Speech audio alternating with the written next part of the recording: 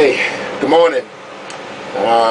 This will be number 2, the second video that we recorded talking about the contract. I'm Vince Cameron, and I just wanted to address a little bit more about this upcoming contract ratification proposal that's coming up on November 17th.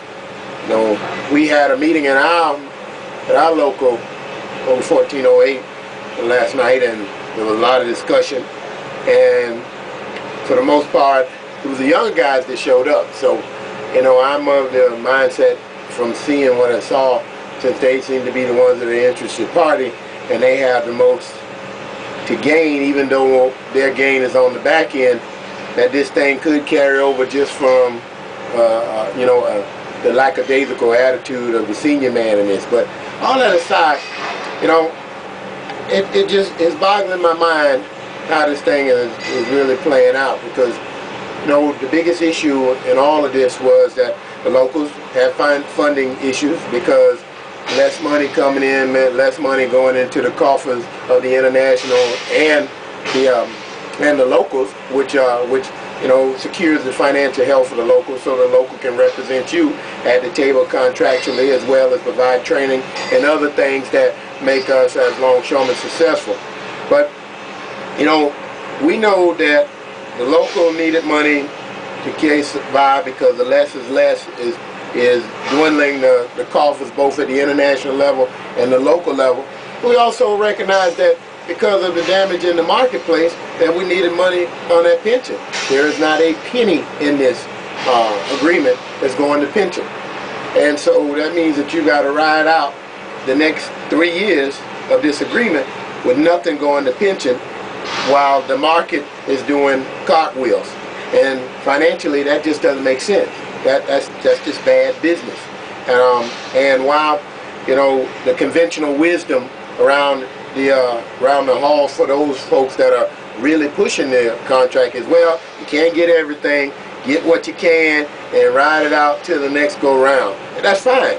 Get what you can, but if you got a targeted agenda, then the getting of what you can is getting the stuff that you really need to survive through these turbulent times. And if you don't get anything for your pension, if you don't get the money on the front end, because recognize that the money for the raises for the new folks really don't kick in until the tail end. You paid in the $42 million, you paid for the raise that you had previously negotiated without any strings.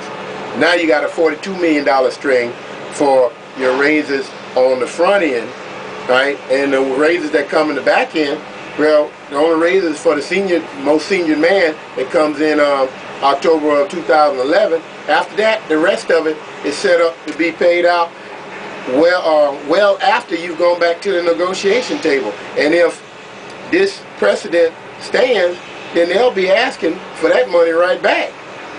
It would seem to me, if we were going to go to the table and negotiate from a position of strength, then that $42 million that we're paying them to initiate this agreement needs to be on the front end. Additionally, if these monies that are going to come in to the international don't come on the front end, then they ain't got anything to keep them afloat. If these raises aren't on the front end, the bigger ones, the wage bridge and all, isn't on the front end, then ain't enough to keep the locals afloat. If the pension doesn't get an injection in these 3 years, we all going to be in trouble, and nobody wants to see their fund reduced. And that's my, I guess you'd say, that's my piece for this morning. I'll see you guys tomorrow. Got to get to work. Take care of the job. Keep commerce moving. God bless everyone, and God bless the ILA.